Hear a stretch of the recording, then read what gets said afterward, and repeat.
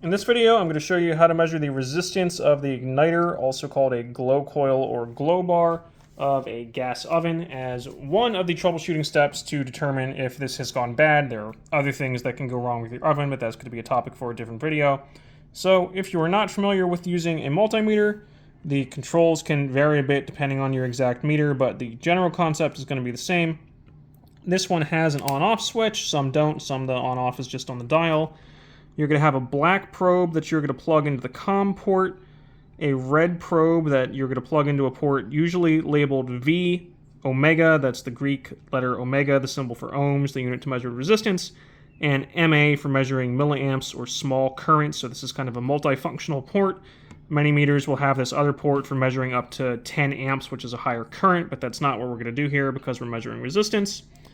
Then we have the resistance range on the dial. This is a manual ranging meter, so I have settings from 200 ohms all the way up to 2000 kiloohms or 2 mega ohms. So that is going to set the maximum value you can read for a given range. And what you're then going to do is take your probes. I'm going to put this down for a second here.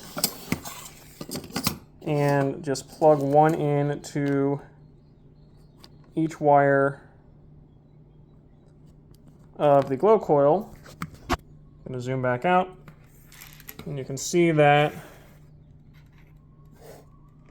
for this coil, I'm actually going to make sure you're holding everything still, because if you're bumping the wires around, that can kind of make the reading change. I'm getting a reading of about 0.3 kiloohms, or if I go down to the 2000 ohm range, 290-ish ohms. So this is for a coil that's a couple years old, so unfortunately I don't have the reading for what this would be new out of the box, but I can show you if I take an older coil that I previously replaced because the oven was not preheating at all. Again, pardon me as I put my phone down for a second. Get the probes in here. For this one, I am just reading a 1 on the screen, and depending on your meter, you might see OL for overload.